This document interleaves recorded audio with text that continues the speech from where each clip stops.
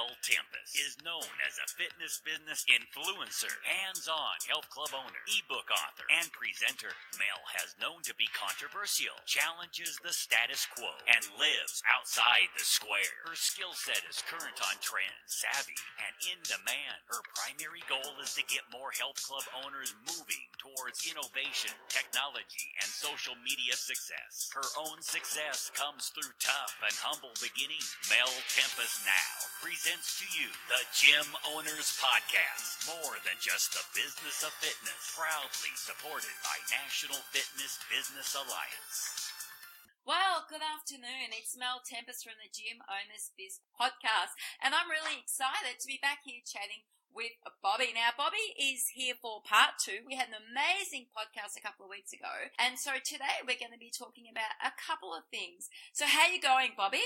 Good. How you going, Mel? I'm absolutely awesome. Now, I know that you're hot to trot and you're heading off on holidays today, so let's get our podcast underway so that we can get some really valuable information across to our gym owners in this podcast. Now, first question up, Bobby. I'm on social media a lot, as you know, and I'm seeing a lot of panic in the voices and in the posts coming from gym owners that have got to the end of the year. They don't know what they're doing. The till's empty.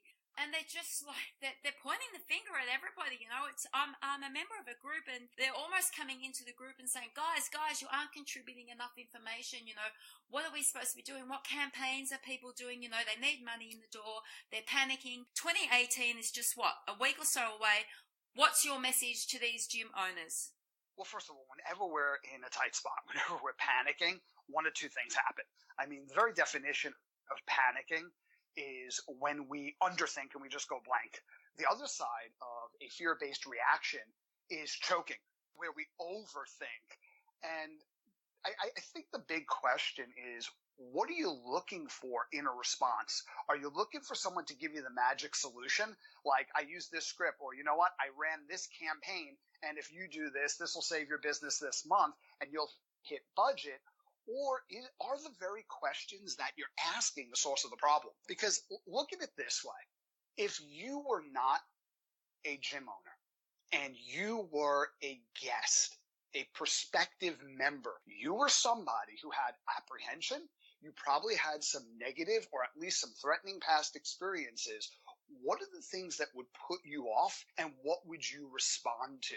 Would you respond to a sales team or a front desk team or a club that's crushing budget every month? Would you respond to someone who's high-fiving each other after every sale is made? Would that make you feel good about your level of value inside that health club? And when people start to panic, they just go back to what they know and don't do that. I think, Bloomberg just released a report a couple of years ago, and it was very similar to what IBM's report revealed back in, I think it was around 2014. And they asked 1,700 top-level executives across multiple industries and multiple companies, what are the critical success factors within the 21st century? And the number one answer that came back in the IBM report was innovation. Now, for Bloomberg, it was a little bit different. It was around leadership skills. It was around strategic thinking, creative problem solving, communication skills. But Bloomberg, interestingly enough, clumped all four of those skill sets into innovation, because they said that those skill sets were non-negotiable if someone's going to be innovative. So if you're going to be innovative, take a look at what everybody else is doing that's causing panic, and don't do that. Common practices are not necessarily synonymous with best practices. And we'll talk a little bit about that today, because what we're going to talk about is selling from the member side of the table, and just flipping our perspective and mindset, not around what we need to do and what our targets are, but allowing ourselves to arrive at that destination by indirectly focusing on what the guests' critical issues are. All right, Bobby, so let's go from there into the sales side of it. Now, as I just discussed with you before the podcast, some clubs have a team that's multitask. They work the front desk and they work the gym floor. And some clubs are privy to having sales teams. So let's try and give the solutions to both sides of that. Going into a club, I'm greeted at the front desk. Is the tour obsolete? And in the closing, how can we get people to ask for the dollars and cents? Go.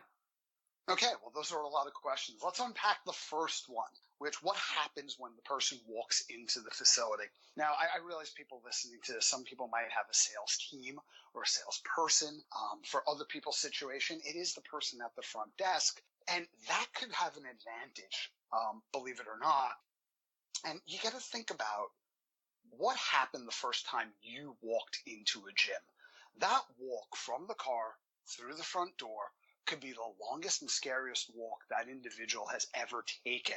And, we all know the experience where we go to sales trainings and they take us through this perfect script of what happens when the person comes through the front door, and, you make eye contact and you smile and all of these boxes that you're ticking, and then magically you have a very receptive member, and you go to do that on your very first day. And somebody walks through the front door, and you're so excited, and you run up to them like, listen, I got to get out of here. I got my dog in the car. It's like Noosa in like January. So it's so hot. My dog is dying. The windows are rolled up. My dog's going to be dead in 10 seconds. 10, 9, 8, 5 seconds to death. It's like, oh my God, this is not what I was trained for. And you start fumbling all over the place because your process and your script just fell apart because you were focusing on what you needed to do rather than where is that person emotionally that causes that response right now. And in some cases, you know what? They really do have the dog in the car. Really, they are a bad pet owner, or really they're in and they just want to grab something and run out. But I would say 99% of the time, that is a defensive tactic because they don't want to get beat up and they do not yet trust you. And they are terrified because what they're doing is a very big deal. And anytime you do something that's potentially life-changing, you have ambivalence. So whatever your opening statement is, in some health clubs, it's like, what brought you into the club today? And some operators hate that question because they think, one, it's self-serving and duplicitous. Other people have told me, well, that's pointing out the obvious. I mean, they're not there for a pepperoni pizza, are they? Other people prefer, what can I help you achieve? And both of those, that's fine. It's an opening statement. I think what's really important is what happens next. Now, I'm not going to go into intention because we went into that on the last podcast, and that is a critical preliminary state of mind to be in for anything I'm going to talk about today to work. But I think from the perspective of the team member, you got to align yourself with what's going on with the member. What are their fears? And rather than trying to overcome it, or rather than trying to sidestep it, which I think is disrespectful, I like to confront it. So after you give your initial statement, whatever that is in your facility, one of the things that I've always found very effective is to bring up what they're thinking. Well, Mel, thank you for coming in. I'd love to show you the facility, have a little bit of a conversation with you, given whatever time constraints you have. It'll only take a couple of minutes, maybe 10, 15. Does that work for you? And bring up the question on your mind. And that is, Mel, we're a little bit different here. And I'm going to tell you what those differences are. Our members joined specifically because of those differences, yet we're not for everybody. And everybody is not necessarily for us. So if I can take, again, just 10 minutes of your time, I'd like to have a little bit of a conversation and just determine with you whether or not this place is right for you or you're right for us. And at the end of that conversation, I'll give you a couple of decisions, couple of choices you can make. And no matter what choice you make, we'll give you resources, whether you decide to become a member or whether you want to go check out other facilities that you can take with you. But we take results very seriously. A lot of our business comes from referrals. So our success is invested in your success. So I just want to arrive at a decision. Whatever decision you make is fine with us, but arrive at a decision at the end of the conversation. Is that fair? Now think about what that does for a second. You walk into any other health club and they're super excited. I remember the very first walk-in I ever took. This is going back decades ago. And I kept on reading that sales is a transfer of enthusiasm. As a matter of fact, the last four letters, enthusiasm, stands for I am sold myself. So I thought, wow, I'm very enthusiastic to begin with. I'm just going to be so enthusiastic.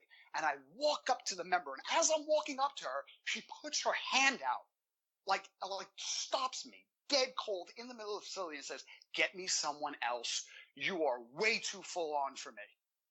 I didn't know what to say. So my brain just fell to the floor right at that moment. I had no response. And I was thinking about what I could do. And you got to think about this. There are two intentions. One intention is in order to.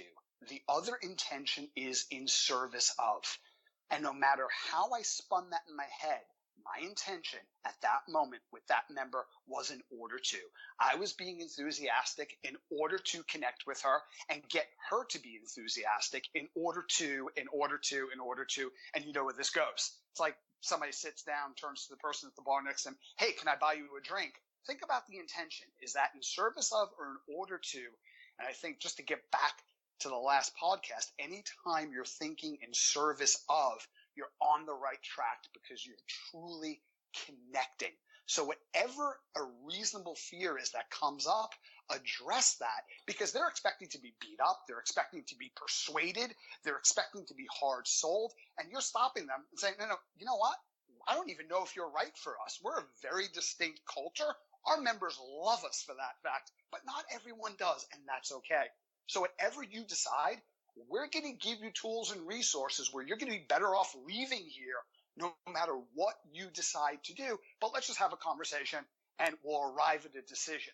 And then you direct it to an agreement that a decision is what the expectation is for that conversation. So you just lower sales resistance, you break their preoccupation, you do something completely unexpected, and you set the terms for the conversation you're about to have. Does that make sense? It does, Bobby, and I'm just listening to you, and I'm just going to throw a couple of objections your way. What about those team members that just don't want to say what you're saying? You know, going out there and saying to somebody, well, maybe the club is not for you. I mean, there'd be a lot of club owners out there now going, oh my God, I can't have my team going out there saying to somebody that walks through the door, maybe our club's not for you. I get where you're coming from, and I totally agree with it because not every club suits everybody. And I'll even go as far as saying sometimes prospective members walk in and I say to myself, you're not for my club. And, you know, I would love to have a team that felt confident to say that. I just wonder how many other club owners would actually encourage that. So how do we get our team members to say to people, you know, we are unique, we may not suit you, and feel confident saying that, maybe even lose a sale out of it? Well, a couple of things. One, is it true? If nothing in that statement's true, you probably shouldn't say it. And that's a well-founded fear.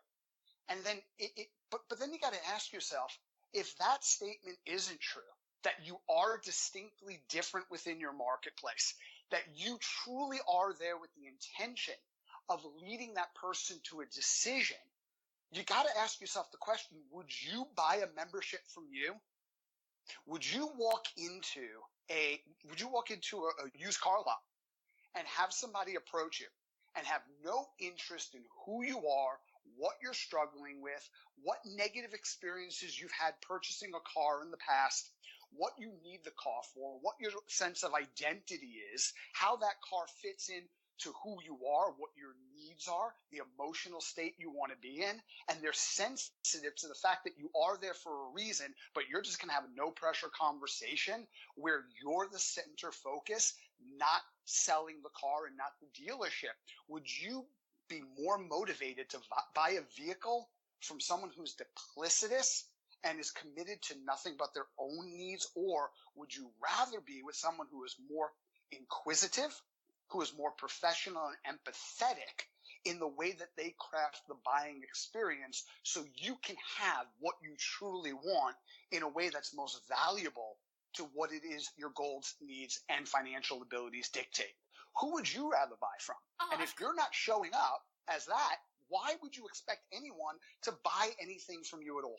I totally agree with you. I mean, every time we go and buy something, it's got to be about the value and what's in it for me, irrespective of what the product is. So I'm just going to take a step back there. That means in order for our teams to deliver this way, we need to change their mindset, which means that we need to change the mindset of the club owner so that they can train their sales team or their multitasker on the front desk to think like this and to deliver when people walk through the door. Now, in order to do that, that means that we need our gym owners to be different and not to replicate what all the other clubs are doing in their area. Because if you mystery shop different clubs, everybody says the same thing. Everybody talks about, the prices. We have the best prices. We have these classes. We have this gym equipment. I couldn't care less about that. And I think it's pretty poor that club owners are selling on price. Because to me, that's desperation. They should be selling on their uniqueness. And the only way that they're going to get that message across is if they train their sales team to deliver the same information. Am I on the right path? Well, that's got to be a rhetorical question. Because clearly you're on the right path. And, another question we have to ask ourselves is, why does every member bring up price? And the reflexive response that's tempting is because price is a critical concern.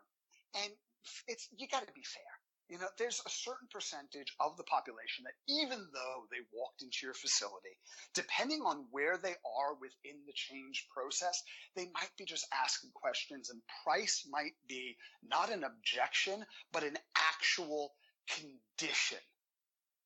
So it's not something that they can actually afford. And there's a certain percent of the population that falls into that category. Like, you have somebody who wants to take piano lessons and they object to it because they don't want to. Versus a condition is where somebody doesn't have any fingers. I know that's a horrible example, saying it out loud, but that is a condition. There's nothing you can do about that. However, I think the reason why price comes up so much, Mel, is because we throw them into a sea of sameness, just like you mentioned, and they are drowning. Every single facility you go to, the tour is the same, and there are exceptions, but they're few and far in between, and they say the same thing. We're motivated. We support you. We care about you.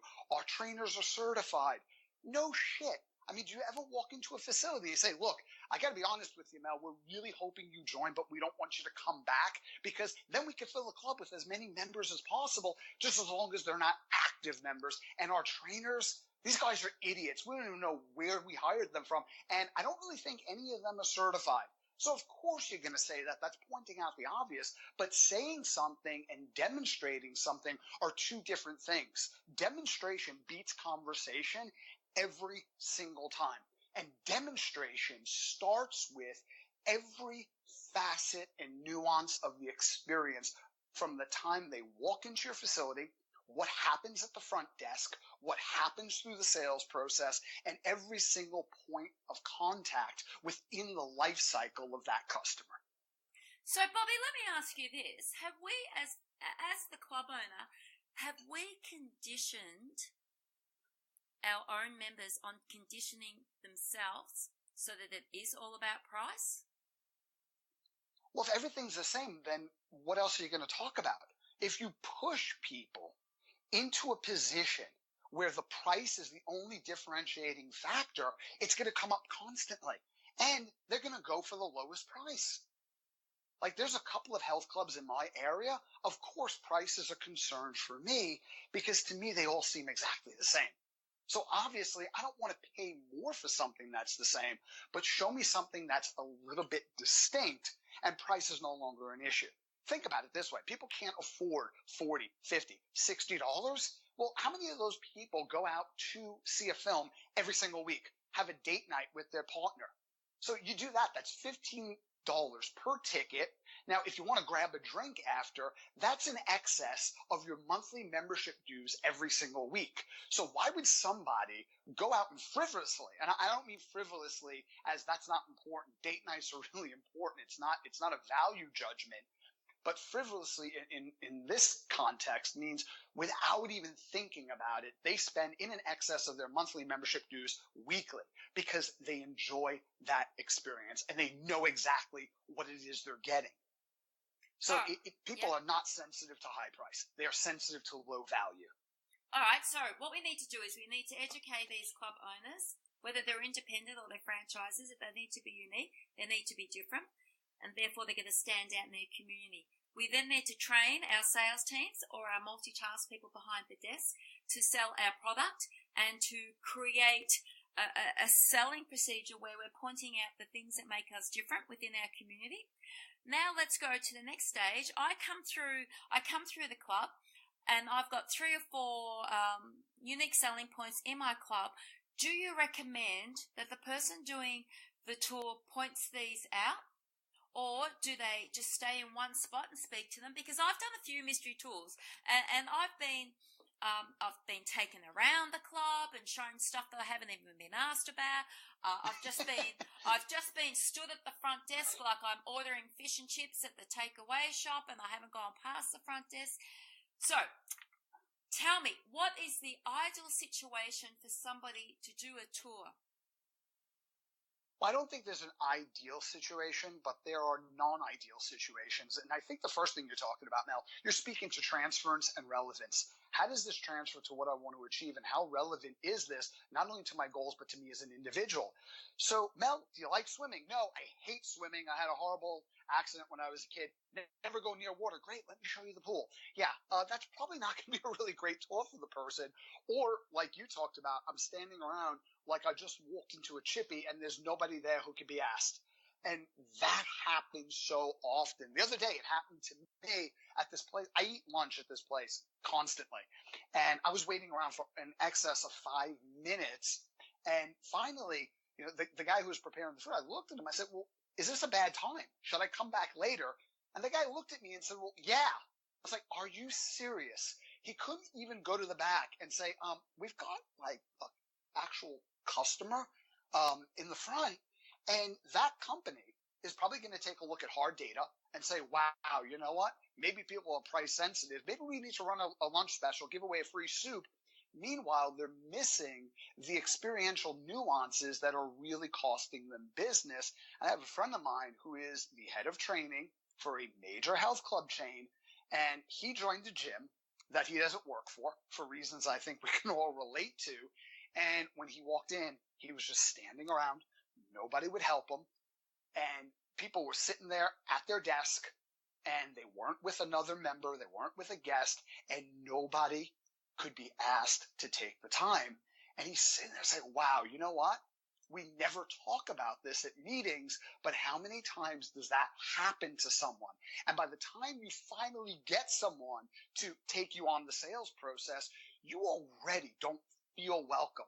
Your fears are exacerbated. Your sense of social anxiety is intensified, not mitigated. What do you think the likelihood of that experience resulting in a sale is going to be? And we look at everything else other than the experience, except for when we're going out to buy something. Then the experience reigns supreme. But as soon as we go from consumer into the role of operator or salesperson, we forget everything that's important to us, the things that make us feel safe, the things that piss us off, the things that motivate us, and the things that turn us off from that perspective. Okay, so how are we going to overcome this? Well, first thing is, like I said in the last podcast, intention. You've got to have an intention that's on that member's best interest. Number 2, you can't be full of shit in the tour. If you're saying that you're different, if you're saying you care, if you are telling this person essentially, hey, you need to invest with us, you need to consider partnering with us on this journey because your results are as important to us as it is to you, and you really don't talk about it. So every single meeting where you sit down and you role play is on overcoming the money objection, but you never role play how do I assess a need, how do I fulfill a need, and how do I lead somebody to a decision. What continuing education program are our trainers going through? Who does quality control in group X because it's one of the most important departments in your facility, bar none, and you're not talking about this stuff? Would you buy from you? And if the answer is I don't know, or a definitive no, why would you expect someone else to? So we talked about one need, which is, hey, you're not going to be beat up here. We're just going to have a conversation, then we're going to make a decision. Now ask yourself this question: do you really believe that if what you were saying and the experience you provide is congruent, somebody would say, oh my God, wow, they mentioned not working out here. I'm going to go leave. I'm going to go check out tons of other clubs that I'm scared shitless of walking into because the person is too empathetic, the pressure's too low, and the value's too high. I'm out of here. Really? That makes absolutely no sense. The next three things that you've got to focus on is urgency, support system, and time. Because outside of the money, because money is a value proposition. So we don't bring that up early because we've not built any value. So any price is too high when there's no value to be weighed against it. But in the beginning, it's also, what about urgency? What about a support system? What about time? So not what are you going to achieve within the next year, because that's very scary for people, especially in the early phases of change. A better question might be, so Mel, what do you want to see change about yourself in the next 30 days? And bring up what the obstacles are, because if you don't bring them up, guess what? The member's going to bring them up. They're either going to bring them up explicitly or more often implicitly, where this is what's going on in the back of their mind. We always ask a question, or a lot of health clubs ask a question, and the root of this question comes from Rolnick and Miller in motivational interviewing, and it's a brilliant question, and I'm sure you've asked it as well, Mel. So how long have you been thinking about making this change? How long have you been thinking about coming into the club? And what happened? What's prevented you from doing so? And then we go into a sales question, where the real question is, what's going to be different this time? So how long have you been thinking about visiting us? What gets in the way? And what's going to be different this time, rather than, well, let me show you how we're going to overcome that, or launching right into a closed-ended tie-down question, which is basically where you put on a cape and play the role of Captain Obvious. And that's kind of insulting, because when you ask questions like that, where you direct people to their own solutions, not only are you respecting the fears and apprehensions that they have coming in, but you're also facilitating change talk.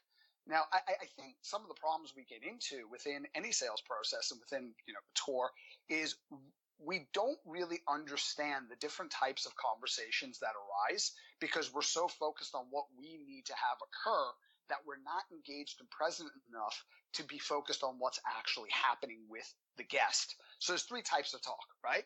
And you can think of this as red light, yellow light, green light. So resistance talk, where they push back. Well, I don't have the time. Or, I got to go home and ask. Clearly, that's a red light. You can't go forward in the conversation until you address that. But here's where things get confusing. We misinterpret yellow lights for red lights, where somebody says something to the effect of, well, I guess I could get into the gym 3 days a week, but, I've got to pick up the kids from school. So, my schedule is not really predictable. I don't know how that's going to.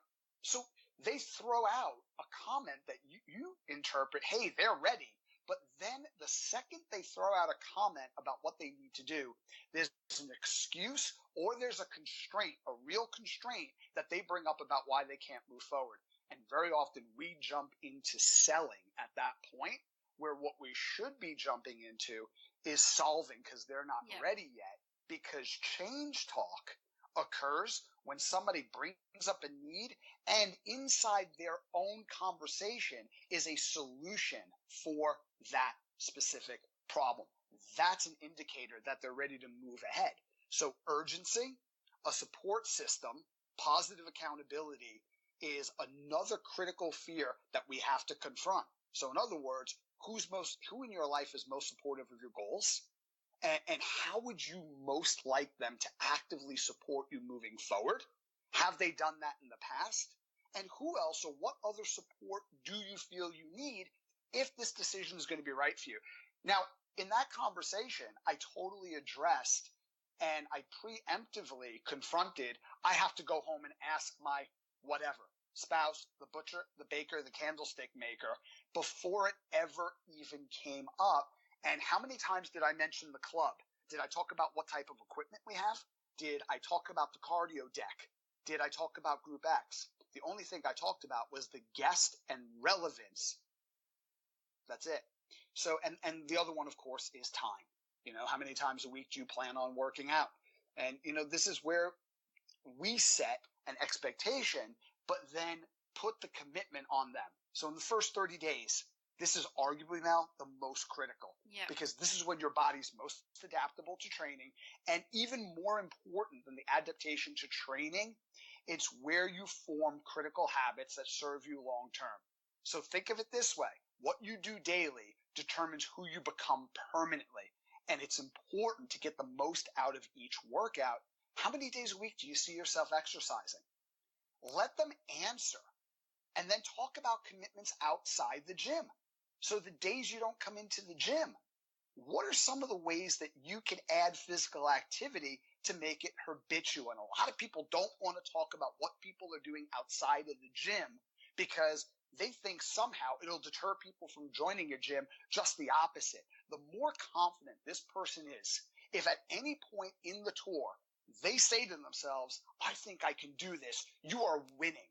And winning is not something that you do independently. It's cooperatively. You only win when they win, period. Love it, love it. So tell me something, Bobby. How many clubs are doing this effectively across the states, do you think? I don't have a stat, but I can tell you very few.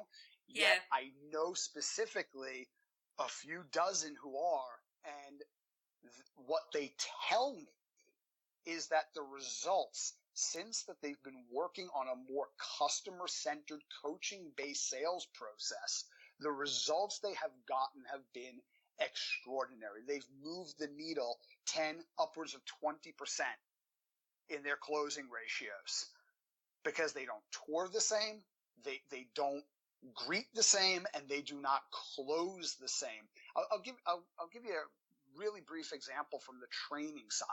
When you're asking someone to make a personal training based decision, man, is it harder because you're asking for a lot more of a financial decision. You're asking for a commitment to a relationship and a process and all the messy interpersonal dynamics that come along with change, and you're accountable to somebody. And you've got to prove yourself because there's no point of differentiation between the seller and the service person. And when we started using something at PTA Global, that's a company I co-founded quite a long time ago, I created a tool called the PDQ, the Program Design Questionnaire, and it uses questions from different factors of behavior change, and it leads someone towards a series of decisions, culminating in the decision whether or not to purchase personal training. And I've heard multiple people tell me that they've increased their closing ratio by over 30%. Think about that. You see 10 people as a trainer, and every 3 to 4 people buy personal training from you. That is extraordinary. And we didn't teach overcoming price objections. We didn't teach any of the conventional sales methodologies that people use. And some of those are quite good, to be fair. But what we focused on, and the reason why this was absolutely so effective, is because it was focused 100% on value and the ambivalence and the fears and helping people overcome that. It focuses on what I call the core 4, which is what their core values are, what their core behaviors are, their core beliefs, and their core outcomes that they want to facilitate. And if you focus on those core 4 factors, you have a highly influential sales process. All right. So, sorry, keep going. Go ahead. No, I said you also asked me a question about the tour, like what happens on the tour. And I just wanted to talk about that a little bit. Absolutely. Go for it. Because the question is, should you tour? Of course you should tour. But I think the conventional tour is pointing out the obvious and it's a little bit obsolete. When I go to a restaurant, like last night I went out to eat, I didn't ask to see the stove. Or when I go to a hotel, I don't demand that they prove to me that they've got a bed in every room. I don't worry about that stuff because I kind of assume they've got it. So when I go to a gym, yes, do I want to walk through the locker room? Probably, because I want to make sure it's not disgusting. I've been through some locker rooms where I could die in here and be happy, where the locker room looked like a 5-star hotel. And I've walked through other locker rooms that are absolutely shocking. However, I kind of assume you've got toilets and you've got lockers in your facility. I kind of assume you've got weights, you've got machines. I kind of assume that you've got treadmills. Does everybody know the difference between a dumbbell and a kettlebell or a Viper? Maybe, maybe not, but I don't think that is the primary interest. But we seldom ask people, well, what are you most interested in using in the facility? We tell them, and you brought this up, we show them, points of differentiation that we think are amazing, but we never ask, how do you want to use the club? And with IOM, the Institute of Motion, the way we look at a facility, think about it, right? Everybody has a goal, something they want to accomplish, and an experience through which that achievement is going to be filtered. So you can technically say the only thing we sell is transformational experiences. Now, no matter what that looks like, there are 4 quadrants within our facility. There's resistance training, some form of that, which is usually they're dealing with external load, they're moving linearly, they're using selectorized equipment. We have some form of cardio that people are doing, whether that's a group exercise class or whether that's running on a treadmill. We have mobility type of work, however that shows up. And then we would have loaded type of movement training, which we would call, let's say, functional training. So can you think of any type of exercise that falls outside of those 4 quadrants? Because I cannot. And when you look at the club, that's what I do. I'll give you a brief story about what happened years ago when I was forced to go into sales. I was a trainer, and then I was a training manager, and I was told, well, you need to learn the whole business. We're going to put you into sales. And I said the same thing that every single trainer or fitness-based person has said. I don't sell, I help people. As if leading someone to the initial decision that could change the entire course of their life and create a future that would not occur otherwise is somehow not helping someone. Well, you're definitely not hurting someone. So getting someone to purchase and use a membership successfully, not purchase, but purchase and successfully utilize a membership, in my opinion, is one of the most altruistic responsibilities we have as fitness professionals. But what I was saying by I help people is I don't want to be measured. I'm scared that I won't be good at this and my reputation will suffer. That was my real concern. And the owner of the company at the time, someone who I was very close with, said, don't worry about it. We're going to put so many resources into you. You're going to be the best salesperson this company has ever had. And he went around and told everybody else that. Now, what do you think that did to my performance, Mel? It didn't help it because I nearly collapsed under pressure. And he gave me books and he gave me audio programs. He sent me to seminars. I got more training than the entire department. And I would say about 2 months into it, I was called into his office. And the sales manager at that time, a guy named Brian, he was one of these individuals. You know those people in the club that you work with, and as soon as you see their face, you can't help but smile. You know those types of people, Mel? Yes. Brian was one of those people for me, and I was one of those people for him. And I sat down in the office, and Brian was there, and Brian wasn't smiling. So I started getting very nervous, and the owner just said, hey, Bob, how do you think you're doing in your new role? Well, that was a rhetorical question. We both knew I was a bit of shit. So I was getting really nervous.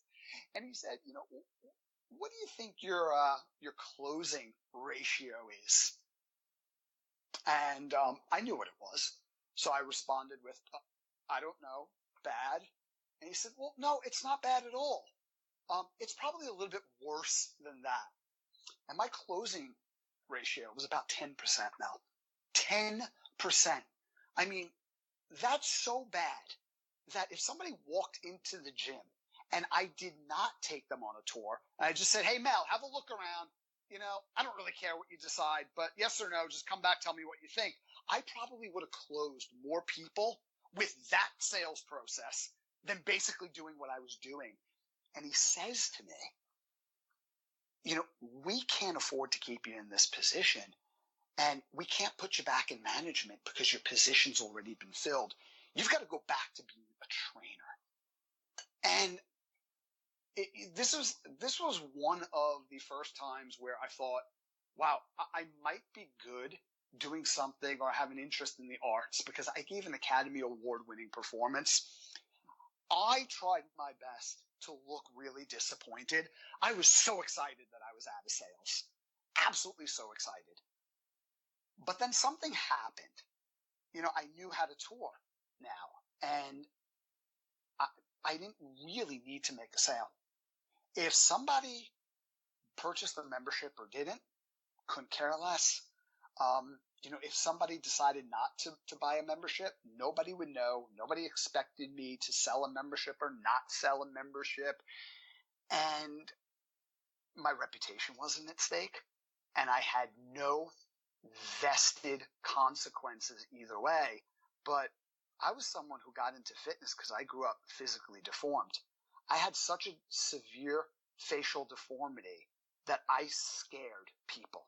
They would just look at me and try to figure out how to compose themselves. That was me. So I didn't want anyone who was ever overweight, who ever felt ashamed or who ever felt helpless, and they didn't know how to change the course of their life by changing some of the physical outer aspects of their body. I didn't want them to suffer. So I was very emotionally invested in people's transformation. And every person I spoke to, I would tour them, no longer like the Hollywood studios tour, where we got weights over there, treadmills over there. I remember one of the things we said is we had 40,000 pounds worth of free weights. Well, somebody going to use that all at once? Who cares? Really? I would start to treat the tour like a virtual workout. I would start to tour them the way a trainer and a coach would tour them. And I would not push them towards a sale, but lead them to a decision. I would even go so far as to tell them, look, I think we are the best facility in the area. That's why I'm here. However, there are a couple, if this is not right for you, there are a few facilities I would stay away from, and there are a few facilities that I would absolutely check out because they're kind of second best. And I'll tell you which ones these are. I'll stay in touch with you. I'll even help you make that decision. And when you have someone who is so absolutely conspicuously invested in your best interests, do you think that hurt my ability to close? I went on to become a very effective quote-unquote closer. So as my career progressed with membership sales, it wasn't like 10%, 20%, it was more over 70%. Because no longer was I choking on my own insecurity and apprehension and sense of urgency, but I was directing all of my focus, intention, skill sets, and processes towards helping people have what they want. So when you come into the facility and I say to you, to answer your question, what's most important to you, Mel? What part of the facility are you looking to utilizing most? You're going to say to me one of those 4 things I mentioned. So respond to that any way you want. So really, your success came from your passion. That's what you're really saying, isn't it? It came from not only my passion, but my focus. Yeah. Passion without a system, passion without a process is not going to really get you anywhere. You kind of need both. But if I said to somebody, so what part of the facility are you most interested in using? And they said, well, cardio. I didn't then go and say, well, cardio is not by itself an effective means of helping you lose weight, I would just say, well, what's most important to you about the cardio? Is it the result you're getting, or do you just basically like that activity? And I would find out, what are they looking to do? And most of the time, people are looking to do one of three things, right? They're looking to either build strength and build muscle, they're looking to burn fat, or they're looking to improve performance, whether that's an activity of daily living, recreational, or competitive sport. Make sense? So if they would say, well, anything, well, I want to lose weight, I wouldn't contradict them. I wouldn't judge them. I wouldn't take them over to other parts of the facility. I would simply go, wow, you know what? Cardio is a great choice because it helps improve fat metabolism. That's amazing. So do you use the treadmill consistently, or do you kind of mix it up? So what type of cardio would you say you use most often? Someone said, well, I use the treadmill. Well, that's a great mode of cardio. If you're using the treadmill 2 to 3 times a week, has anybody ever customized a mobility program for you? Because any type of activity you do repetitively, it creates tightness and weakness, and that affects the rate at which you lose fat. Did you know that a customized flexibility program helps accelerate fat loss? Well, let me take you over there and show you our flexibility section of the gym. And then I would just lead through all 4 of those quadrants. So by the time I was done with the tour, I put together a whole virtual program for that individual. So what they had was a program, and then I took them through each phase of training that we go through, that you experience. And I even had them fill out the days of the week that they plan to use the facility. And each step in the process was just a micro decision, micro decision, micro decision, micro decision. So it was a series of trial closes. So rather than asking them to make one big decision on membership, because it's not about membership, is it? It's about transformation. It's about going from the person you are today to the person you most want to be. That's scary. That's where a lot of the objections and ambivalence comes from. I didn't do that. I got them to say yes to multiple micro decisions. So for me, the close was just confirming and wrapping up all the things they already agreed to up until that point. Much easier than one big lump sum decision at the end. Wouldn't you agree? So let me confuse you a little bit with what I'm about to say. So from you listening Not to hard. So from you listening to the consumer, you learnt about them. So by listening, you learnt, and therefore you're able to take the consumer through a process that when they listened, they were hearing what they wanted to hear. So that's how I look at that. You listened, you stopped, you listened to the consumer, you learnt about the consumer, you were then able to reverse your conversation into telling them what they wanted to hear, so that therefore they were going to get the results that they wanted, correct? That's the short of it. Well, I don't tell people what they want to No, hear. you don't tell them what they want to hear, but if I came to you and you were listening to me and I was just talking to you about I like group fitness, so you're going to learn a little bit about me, and so therefore the conversation becomes about me. Is that not right? Conversation is always about you. That's exactly right. So because as a guest, what else could you possibly care about in the moment? That's it. So therefore, whilst the conversation is about the consumer, it then sort of moves on to a pathway where you're starting to have a discussion with them about, achieving their results, not necessarily just giving them the sell, yeah, you're going to get what you want. You're basically telling them, enjoy what you're doing. You come to the club X amount of times a week, and we're going to help you to go, where you want to go. That's the short of it in layman's terms. But the most important part of it is that we need to listen to learn. And once we start to learn what's going on with our consumer, then we're able to communicate with them better in order for them to get the results. Now, this is where it's going to get tricky. Let's stop for a moment as a salesperson, and let's become the gym owner.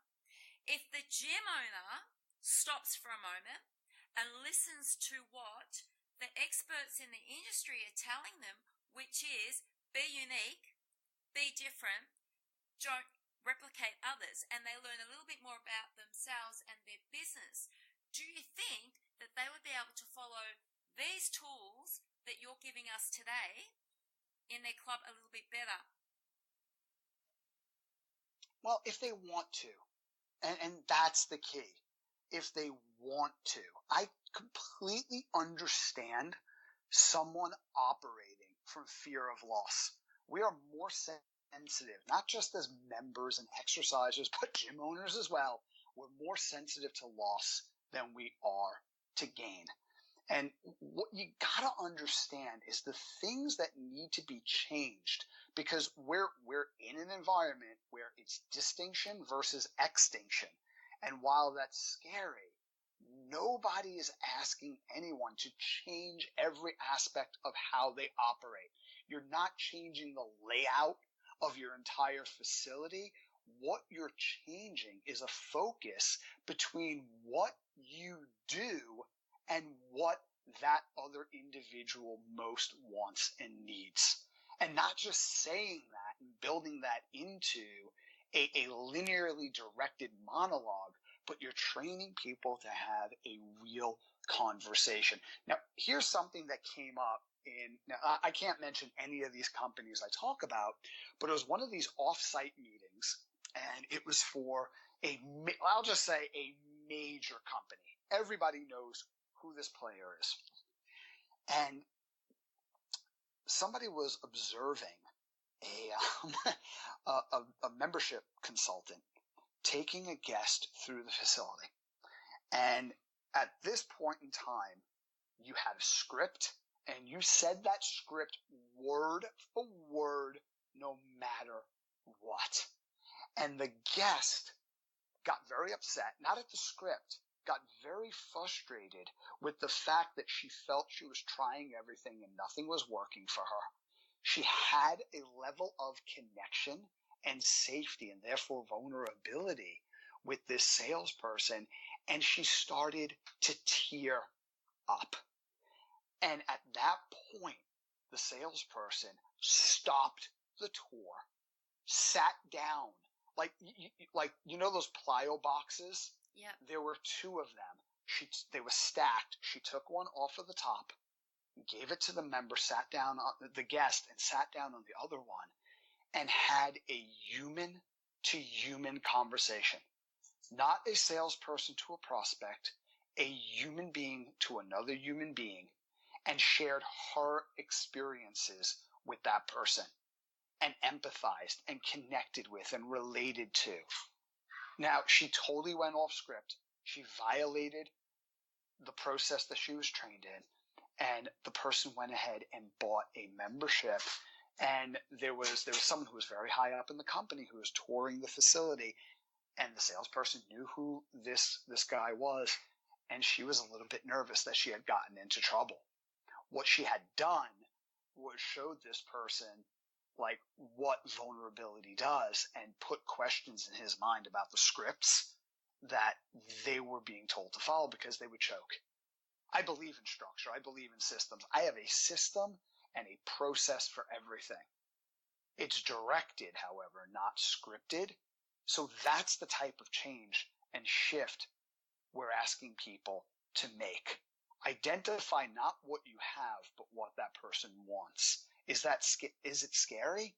Yeah, right? But, if you think change is scary, you should try irrelevance. I agree. I like those words.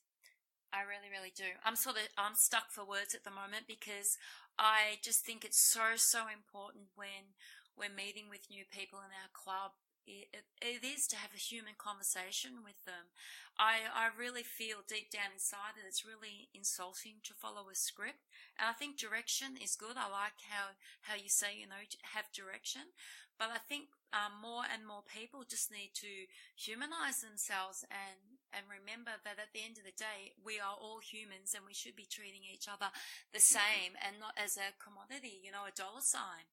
And yep. I think the problem, Bobby, is, you said right at the very start of that about losing club owners are already losing. Don't be in fear of it. You are already losing because you've put yourself in a position where you are not unique anymore, and you've put yourself in a position where it is just about the dollar sign, and you've lost your human touch, and you're now competing in a world where to you it really is just about paying your rent and paying your wages, and you've forgotten why that you've become club owners. And I think that if people just take a really big step back and just for a moment just stop and just say, let's just look at the big picture here, and the big picture is we all have needs that need to be met. Club owners, they have needs that have to be met, but so do the people that come into the club. And I think if they just take a step back and start to meet those needs a little bit more with human touch, be a little bit more real, not be so manufactured and fabricated in what they're doing, then we wouldn't have so many gym owners panicking at this time of the year. I think if sales teams became more, as you said, have more human conversations and really just stop back and think about why they entered the fitness industry, why they joined a gym, and used those reasons and replicated them when they're talking to people, then we would probably have a whole lot more people globally exercising. We'd have a whole lot more people healthy and well, and we'd have a whole lot lesser gym owners in a panic state. Mel, I don't even want to get on my soapbox about all the ways that the fitness industry raises our own barrier to entry. And I don't want to be critical, because there are a lot of operators out there that are amazing. There are a lot of people talk about, well, trainers need to do this, and trainers aren't. I know trainers that are the most educated, empathetic, dynamic, beautiful human beings I've ever met. Are they the majority? Sadly, no. I mean, the top people in any industry are the top people in an industry because they're unique. Now, is our objective to get everybody to the level of a top performer? That might not be sustainable, but we can all do a little bit better by modeling ourselves off of people that know how to get the results and have gotten the results that we most want to produce. And not to promote anyone, but you have someone who's a friend of yours closely working with you in your network, Michael. He's going to be on our panel that we're going to do very soon. Cam is another person who comes from a very altruistic, outwardly ambitious, customer, member-centered perspective. You've got Dr. Roy Sugarman, who's probably one of the top neuroscientists in the world, right there in Melbourne, Australia. So there are people out there who understand behavior change, and they understand that an indispensable prerequisite of behavior change is empathy. So there's who you're being, there's the tools that you use on the tour, and then there's exactly what to do. The process. Like it's not apparent if you've listened to this so far, the process is 1, intention in the greeting. Number 2, anticipate all of the fears and apprehensions that people have and bring that up first. 1 was, if you remember, they're just trying to sell me something. Well, go ahead and start an interaction and a greeting that completely obliterates that expectation and blows right through their preoccupation by being very, very different. Not in what you say, but who you're being. A sense of urgency, address that. Address time, address support, address all of the fears that they have up front. Then when you're actually going on the tour, pre-tour conversation is about having a real discussion. Now, REAL is a process. It's an acronym that stands for R, what do they really want? E, what is the evidence? So in other words, when they have what they really want, what's going to be different in their life? How are they going to feel different? What are they going to be doing that they currently don't do or haven't done for a long time now? And the flip side of that is, what's the evidence for why this is important from a loss perspective? What are you losing by not having what you really want? What do you wish you could do, but you can't? What memories do you want to create, but you don't? Who do you want to be at home, socially, on the job, recreationally, that you're not? And then A, go through an assessment of context. So in other words, who else or what else that is most important to you in your life is affected the second you achieve the goals that you've set for yourself, and constraints. What has stopped you from having that in the past? How did you handle that? How did you respond to that? And what makes this time different? Not what we're going to do. What are you going to do this time to ensure your success? And then after you go through that assessment of context and constraints, your job is not to sell them a membership. It's to lead them to a decision. So think about this, right? If you were going to say, what are 3 things people do join the tour? Well, they inspire people to act on their goals. What's ACT? That's another acronym. You assess a need, you confirm a solution, and then you lead them to taking action. So if you've assessed a series of needs, you've confirmed that you know that they know the solution, and you have the resources in your facility to provide that solution, and they've agreed to take action on 5 separate things within the conversation. At the end, why would they then say, no, but I want to do it someplace else? So the membership becomes a side effect, a consequence of the decision. Does that make sense? Yes. Definitely. So what are we afraid of? We're afraid that if we take care of people too well, they'll go to our competitor to save $3 a month. That if we create too much value, they'll walk. If we're too empathetic, if we have too much rapport, this is ridiculous. That's fear-based thinking in the absence of concrete evidence. Show me the evidence that value puts people off. Because I can show you a lot of evidence to the contrary. And you don't need to be a gym owner. All you need to be is a consumer. Think about all the stuff that has put you off, made you apprehensive, enraged you, made you feel insignificant, that you don't belong, and been uninspired. And it's simple. Don't do that shit to anyone else. Love it. Love it. You know that you and I could talk for a lot longer on this subject. Yeah, we didn't even get into the close. We didn't even get into the close, Bobby. And I know that you're getting on the plane shortly. Yeah. I'd love to talk about the close. Because one thing I want to get across is I love the close because of what it represents. You have not sold someone a membership. You have led them to the decision to take the very first step in doing something they've never done before, and therefore becoming someone they've never been before. That's not only exciting, that's a moral responsibility. So I love the close. I want to talk about the close, but we're out of time. We are out of time, but we'll do the close next time. So just before you go, I think everybody's got some amazing education out of your podcast today. I know I have, and I always love chatting to you, and I know that you and I will definitely do part 3 on the close, and we'll just remind our listeners that we've got an amazing panel podcast coming around about the 2nd week of January after the Christmas New Year break that you're a part of with Robert and with Michael. So that's very, very exciting. Bobby, all I can say is on behalf of myself and everybody listening today, thank you very, very much for your time. I love listening to you. You know, I have to keep reiterating to the guys, please jump on Bobby's website and check out all his information on this. Some really cool stuff. If you're not on his Facebook page, you need to jump on, you need to like it. He does some daily stuff on there that will definitely get you thinking. To all of the gym owners out there, whether you're an independent or you're a franchise, 2018 is definitely going to be the year for change, and you need to take an absolute big leap and a big leap of faith and just have a go. And if you're not too sure, you know, get in touch with Bobby, because I don't doubt for one moment he'll have some words of wisdom for you. Bobby, have an absolute amazing break. I look forward to staying in touch with you over the social media platforms over Christmas. Part 3 and the panel podcast coming in 2018. Thank you. Thanks, Mel.